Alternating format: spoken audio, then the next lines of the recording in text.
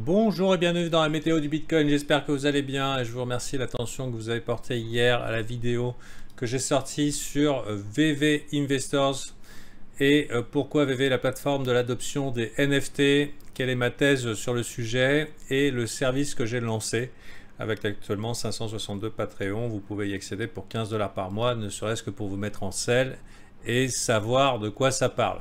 À mon avis, il y a assez dans cette vidéo pour globalement avoir une petite introduction à VV et avoir envie de télécharger l'application.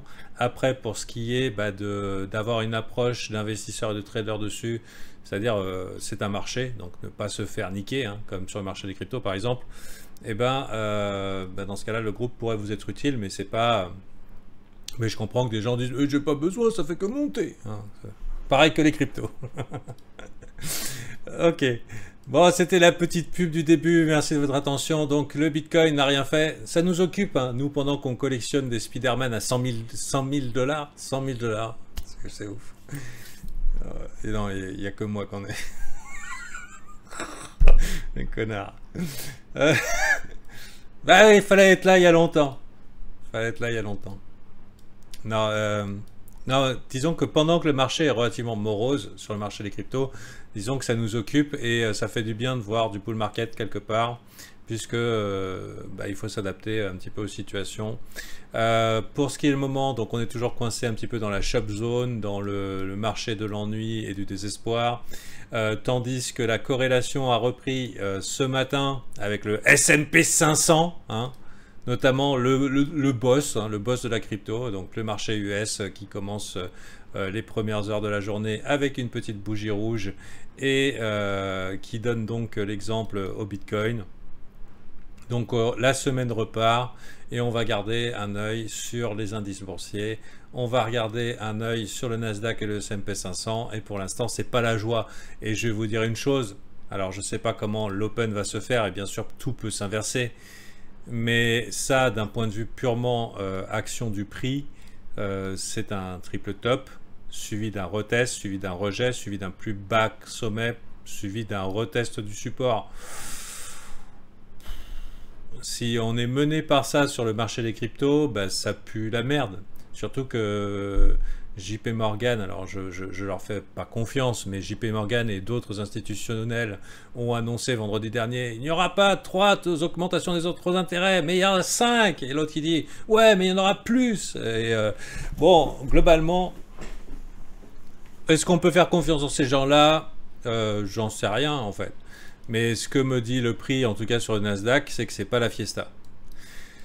Éventuellement, petit retour, fin de session, et il suffit pas grand chose, hein. Après tout, la tendance est haussière, hein, long terme, il suffit pas grand chose, on remonte de 3,80% et tout le monde est content, et ce truc là se transforme sur un vœu bottom, retest du haut du range, et on est parti comme ça. Haute probabilité que ça arrive, mais n'empêche que l'incertitude est là sur les marchés, le couperet est au-dessus du coût, hein, globalement la question c'est est-ce que les gestionnaires de fonds vont se risquer en attendant l'épée de Damoclès qu'elle tombe, c'est-à-dire l'augmentation des taux d'intérêt, est-ce qu'ils vont risquer ou est-ce qu'ils vont attendre que ça se passe et qu'on ait des marchés moroses en attendant. Voilà, j'avais l'impression que pour l'instant c'est marché morose. Ici Bitcoin sur un super weekly. Ok, bon, ça fait sens qu'on rebondit, on peut traverser, ça peut durer longtemps, jusque plusieurs mois. Pour l'instant, il n'y a pas d'inversion de tendance. On pourra remarquer qu'en Ishimoku Weekly, on a croisé Tenkan Kijun, c'est pas bon signe, hein. C'est clairement un signe de clôture de long terme. Donc maintenant, est-ce qu'on oscille dedans, est-ce qu'on retrouve de l'impulsion et tout, parce qu'on est au-dessus du nuage pour l'instant. Mais de la même façon que Nasdaq peut retrouver son ATH en quelques jours, le Bitcoin, il a qu'une petite pichenette à faire pour passer de l'autre côté du nuage, hein. C'est pas impossible. Et dans ce cas-là, ça nous emmène malheureusement dans des configurations de marché qui puent la merdasse, alors que beaucoup de gens hold leur long, hein. On se rappelle, hein, ceux qui achetaient du Bitcoin, 2 semaines du rouge, hein, c'est beaucoup trop, il faut que ça monte à la 3e, on est quasiment à la 11e semaine de baisse. Bon, ok, c'est peut-être la dernière, peut-être. Et peut-être pas en fait. Donc pour l'instant, c'est ok à mon avis d'attendre. Mon principe étant le suivant, soit j'achète une bougie de capitulation, c'est-à-dire la frayeur, c'est le moment où tout le monde se chie dessus littéralement, hein, façon 13 mars 2020. Est-ce qu'il faudra attendre mars 2020 pour que ça arrive? J'en sais rien. Mais pour l'instant, on n'est pas à ce moment de capitulation, donc ça peut être un cas. Ou alors une réintégration d'une tendance haussière, mais qui ne se fera pas probablement avant un retour ici dans les 46, 47, pour dire ok, on est bon pour un rebond, quoi. Donc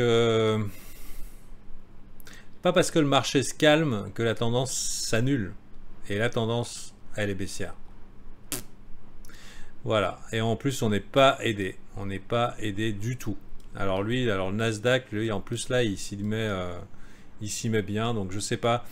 Vu que c'est un long bull market depuis longtemps, pour moi, théoriquement, les bull markets comme ça, ils peuvent retrouver du souffle assez rapidement.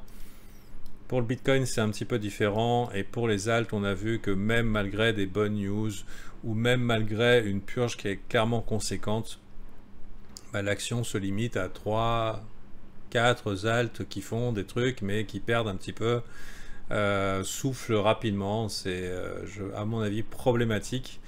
Et donc, qui me conforte, moi, en tant que trader, de m'adapter, c'est-à-dire d'aller là où l'herbe est plus verte, le temps que ça se tasse, tout en restant extrêmement attentif, hein. J'ai toujours mes écrans, j'ai toujours le Bitcoin sous les yeux. Au moment où il faudra appuyer sur le bouton, j'appuierai sur le bouton. Je suis préparé à ça. Et pour ce qui est des trading court terme, dans la mesure où la corrélation est extrême, bah, actuellement je me focus sur les indices, hein. Donc globalement ma journée sera relativement calme. Je vais contenter de regarder ce qu'a pompé sur VV, voir si je peux pas réallouer sur des trucs de valeur.